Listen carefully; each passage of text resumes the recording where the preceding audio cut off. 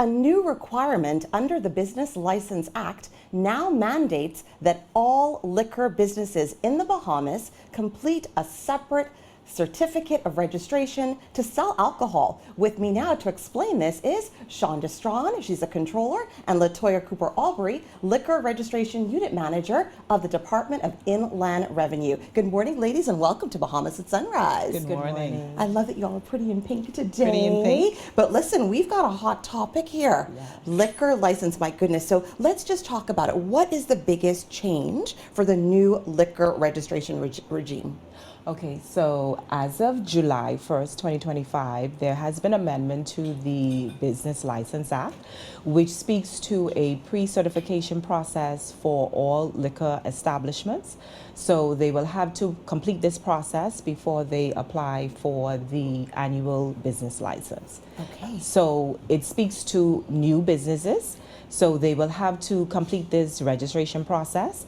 And for those existing businesses who seek to apply for the annual business license, they will have to complete this process before they are given a business license for the upcoming 2026 renewal period. Okay. Yes. So what was it before? So before, it was just a process where they would have applied for the business license, the annual business license. Okay. So there was no really tight control on the regulation, so you would have just met certain requirements and you would have just applied for the annual business license. All right. Yes. Okay. So why is this happening? Why are we doing this? I think the most important reason for the change is really security, safety, and regulation. There has been a saturation of liquor businesses all over in all of the communities, and that is a concern. Security and safety, also a concern. We know that there is issues relative to crime, and in some instances, it's being linked to these businesses. Okay. And when is this all supposed to happen, like the re-registration? When should that be taking place? Already started. So for those businesses out there that have not registered, what do they need to do? So they would need to sign on to the Department of Inland Revenue's portal and complete the registration application, and then also submit all of the requirements that go along with registering. So they have to get requirements again, even if they already have an existing business license. Okay, so anybody serving liquor?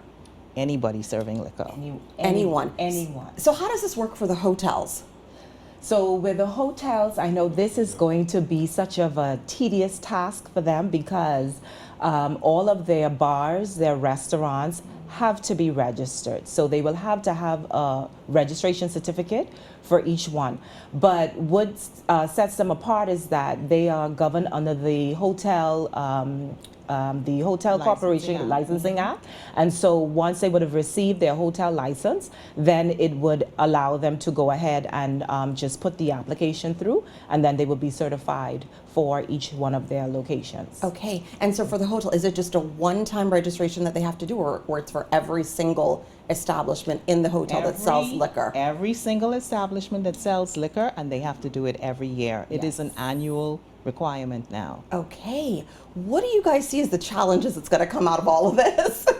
I think the biggest challenge is existing businesses, because if you have a current business license, that does not necessarily mean you will be approved for a certificate of registration going forward. So the question is that liquor establishment in a location that can qualify to receive certification? That's going to be a big challenge. Okay. Existing businesses. Let's talk about that. So what are the qualifications? Because we want to make this very clear. What you're saying now is there could be a liquor business that's been in place for years and years and years, but now it could possibly change. They could possibly have to relocate. So what are the requirements? Different types of businesses have different requirements. That's the first thing. But we know for sure that no certifications will be given for businesses that are set up like cages. So we're not going to allow registration for cages. What does that mean when you say cages? Clarify that for us. Well, cages are businesses that you see that sell liquor that you can't enter the establishment. You have to stand outside. So sometimes you're driving along, let's say Blue Hill Road or East Street, and you see persons just lined up outside. They're not buying food, they're buying liquor. And so for you to sell liquor, if it's a retail establishment, your clients or your customers will have to be able to enter, select their items off of a shelf, and go to a counter or cash register to purchase. So we won't allow businesses to sell alcohol through a cage. Okay. So what happens if a business does not register or renew on time? What are the consequences? So if you do not register or renew on time, it means that you don't have your certification, which means that you will not be able to obtain an annual business license. Okay. Does that mean shut down? Well, if you don't have a license to operate, you should not be in operation. So we're going to really tighten up, or I should say begin enforcement on the 31st of March or the 1st of April. So they have until now to the 31st of March to get their premises in order and to do the things that they need to do in order to qualify. Okay. So what advice would you give out there to those individuals that are running such establishments in terms of getting prepared and getting ready and getting organized? What do they need to do? Well, the first thing they need to do is realize that there is a change, and they need to become familiar with the guidelines and know what it is that what type of establishment they're applying for certification for. Because as I said before, each type of business requires different things to make it for us to give the certification. Okay. So they need to become familiar with the guidelines. That's the first thing. All right. Can you just explain the different types of liquor businesses? Like you talked about the cage, there's, the hotels. Just tell us a little bit about that. So we have the liquor stores, we have the bars, and of course the restaurants, the lounges, and we have the proprietary clubs. You will have the breweries, the distilleries. And liquor stores can be wholesale or retail, yes. or a combination Yes. of the two. Okay. For example, if you're a restaurant and bar, you have to have a certain amount of exits. You have to have a certain amount of restrooms, Yes. right? And fast food places should not be selling liquor. We're not giving certification for persons to sell liquor if it's a fast food. Right. Okay. And what happens for like pop-up events that might be coming up and, liquor has to be sold at a particular event? Are they affected at all? No, not in this dispensation. So they will follow the regular process. Right now, we're only concentrating on the annual business license. Okay. All right. So tell us just about the job that you all have to do at this stage. What does that look like? Because it seems like a mammoth task from where I'm sitting. Yes. So I could only yes, imagine. Tell us a little yes. bit about it. It is a mammoth task because we are in the process of the registration process. So we are accepting applications now on our portal, the DIR portal. So applications are coming in and persons have to supply us with their agency approvals. So we are working. It's going to be a big task, especially with our hotels, because like I said, our hotels, they will have to register each one of their bars and restaurants. So it's going to be a big undertaking for the DIR staff. Okay. And what about the family islands? They're in this as well. Yes. They're included as well. Okay. And they know, because you all are here talking to us, like, how are we getting the word out to everybody so that they're aware? So we started off by meeting with the family island administrators, and then those islands where we have offices, the staff in the offices will be out canvassing and letting persons know. But we're using you and you. the media, just to get the word out. Okay, so tell us a little bit about what is actually expected of these individuals when they go through the process. Like, what are you looking for in order to approve the license for these businesses?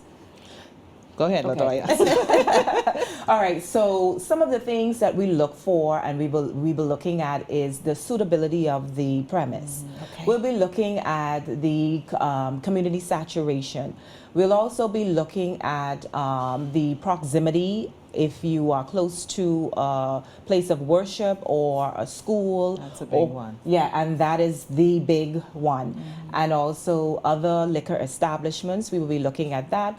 We will also be looking at the compliance with health and fire safety regulations.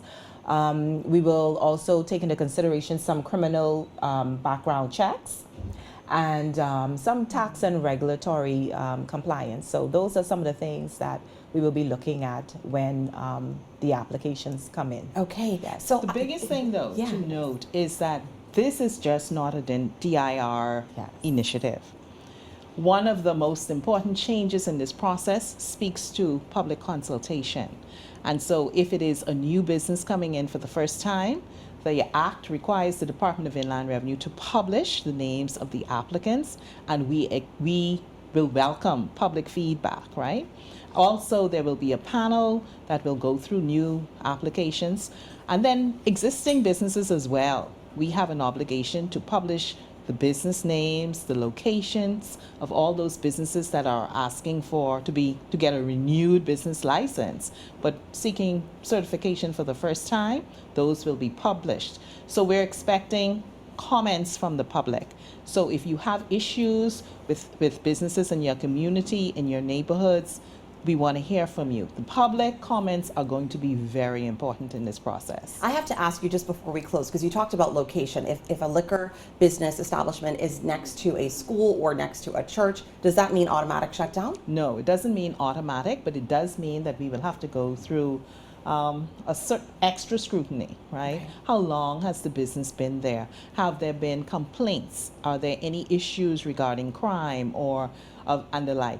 So there will be an extra round of scrutiny that we will give to those businesses to determine if they are still suitable for the area in which they are operating. Okay, so just as we close, how can people contact you if they want more information? Okay, so we are on our website, the Department of Inland Revenue website, and our email address is liquorregistration@bahamas.gov.bs. All right, ladies, Yes. thank you so much for coming you for on. having You us. all have an awesome task ahead of you. Yes, we do. Good luck with all of that, though. Thank you. All right. Okay. Ladies and gentlemen, you've been watching Bahamas at Sunrise. Be sure to get your liquor license. We'll be right back.